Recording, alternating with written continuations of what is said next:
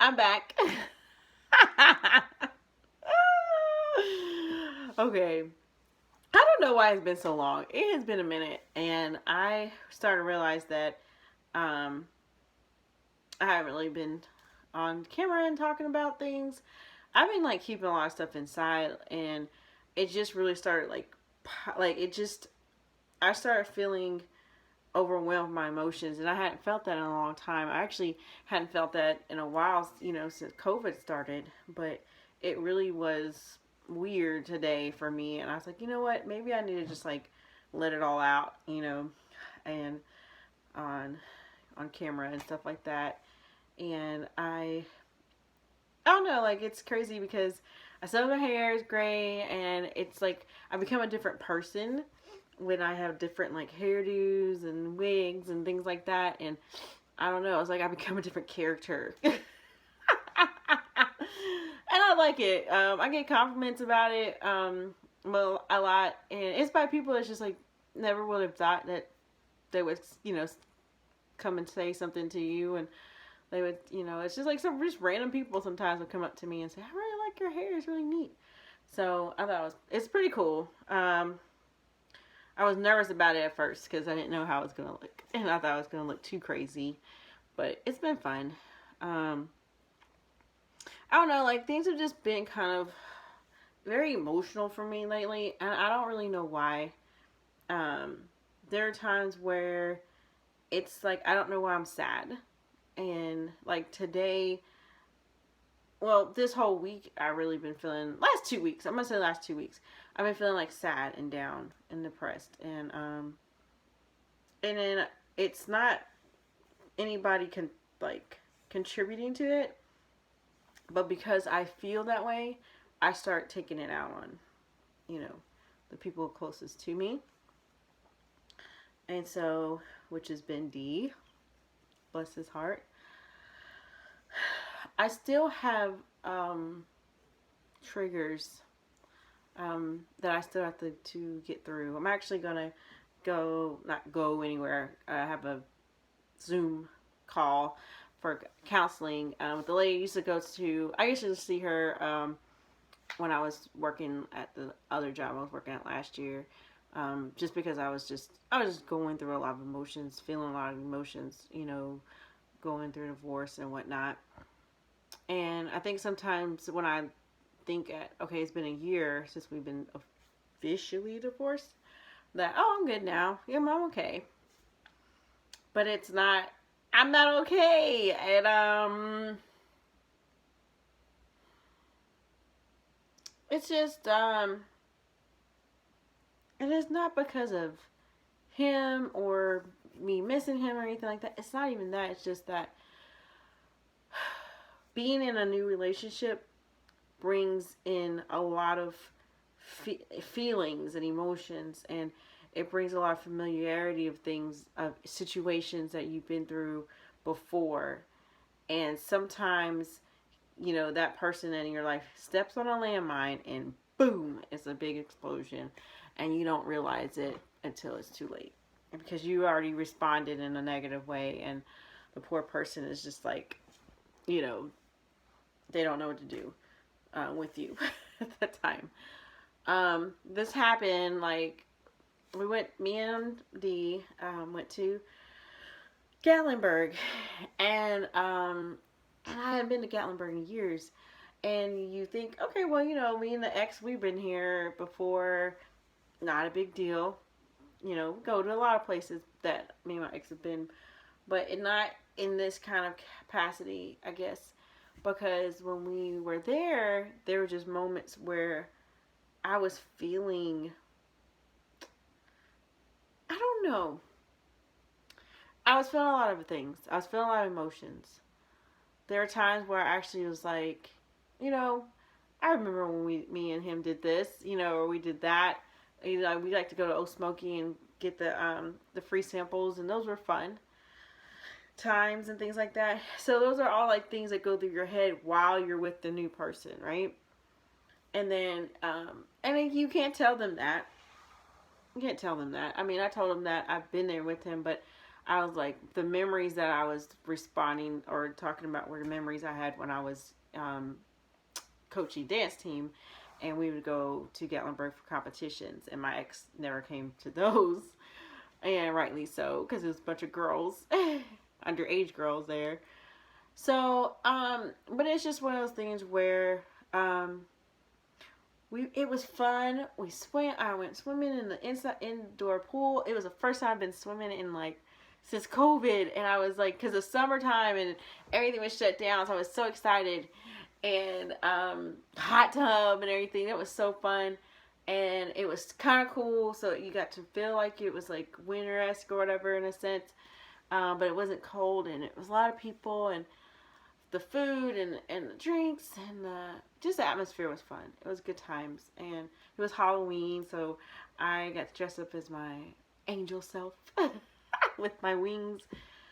But there were just moments where I got irritated with him, and it wasn't anything that he did in particular. It was just a trigger, you know.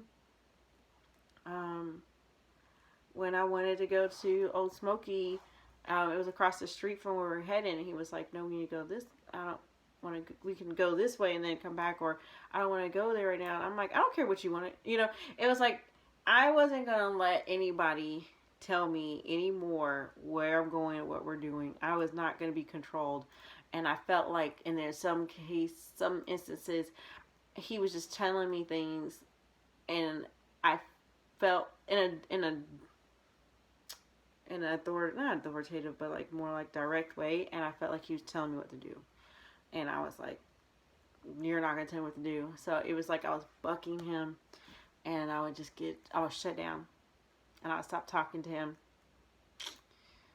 And then there was the last night, and I let him have it. It was just like, if it was a test, I failed that test. Like the universe sent me a test to pass, I didn't pass it. Because it was like it was so many different things I had kept inside, because I was like, I feel like I'm crazy, but I can't like, express that I'm really feeling like angry, but I don't know why I'm angry. Everything he's doing is getting on my nerves. Why is he getting on my nerves? I don't understand. Like, it was just like so many things going on internally. I couldn't enjoy myself the whole time. So it was like frustrating me. And then I want to put it on him because I didn't know what it was happening at that time, right? I didn't know. And so we get into it.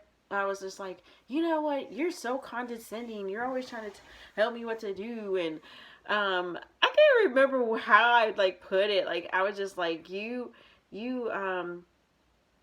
don't know. I can't even remember. I said, you talk down to people. You talk down to me.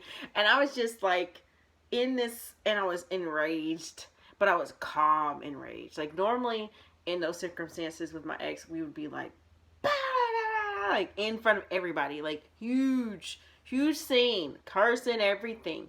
But like with me and him, it was like different because I was calm. I was angry, but I was calm, and he was calm, so that was weird. You know what I mean? And I know how to take it, but I could tell he was having like, so like when he like had his hands, like I was getting like frustrated with his arms being folded, and I was like, and I started getting like, I could feel like that fight stance. You know what I mean? Like, why your arms folded? Like, that's threatening. I'm gonna need you to unfold your arms right now. I'm gonna need you. Like, it was like I was starting to feel like that fight. You know what I mean? Come out. And I started feeling it, and I just put my head down. I was like, I just got quiet, and I just got up, and I just started walking. And the best thing he could have done was not say anything, and he didn't say anything else. He did not argue, like he didn't fuss, like he just was quiet. And that was new to me. And it was what I needed. And that was new because I'm not used to someone being quiet when I'm mad at them and just listening to me. And he said what he had to say, but it was in a calm way. And I was like, I don't know what to do with this. What do I do with this? I don't know. How do you respond to somebody that's like calm with you? Not cursing you out.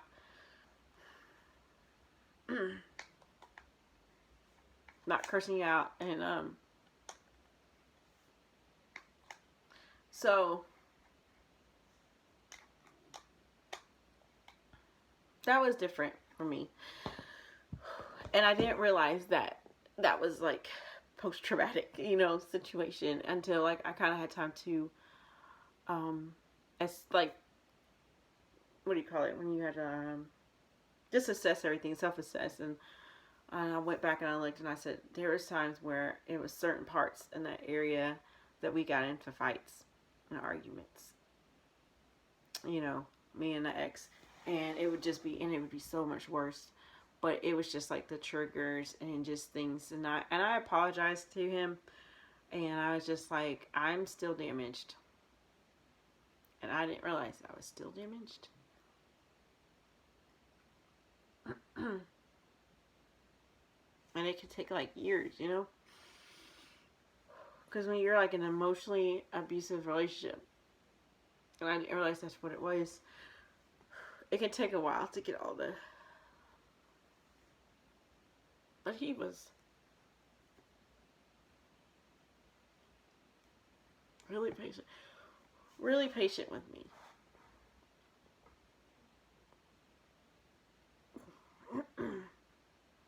And like even this week, I've been a stinker.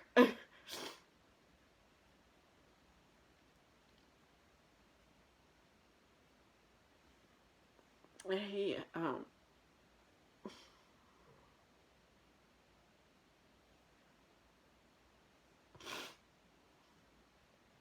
he's been a good balance for me. Yep. He's a good one.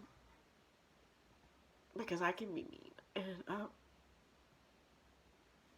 I know that.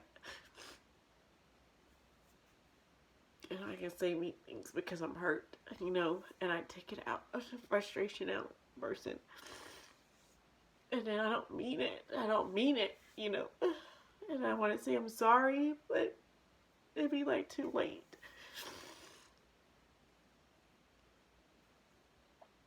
And I hate being hurt,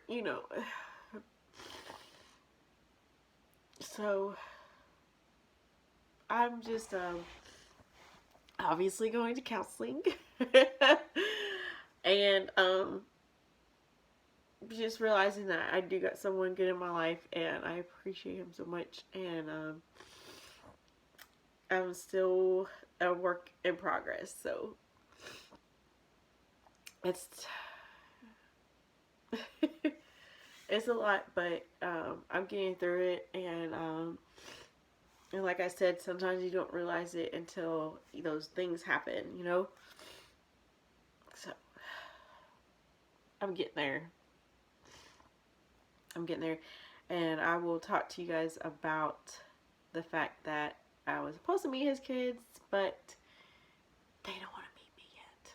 So there's that. It's whatever. You know what I mean? His kids are teens, and he got like a stepdaughter is like in her 20s, early 20s, so it is what it is. And I'm pretty sure it has to do with their mother, who he's putting out. So that may or may not have something to do with that. So I'll be that. Whatever they want me to be, I'll be that. But I'm not going anywhere. So along those lines, we'll talk more. Peace.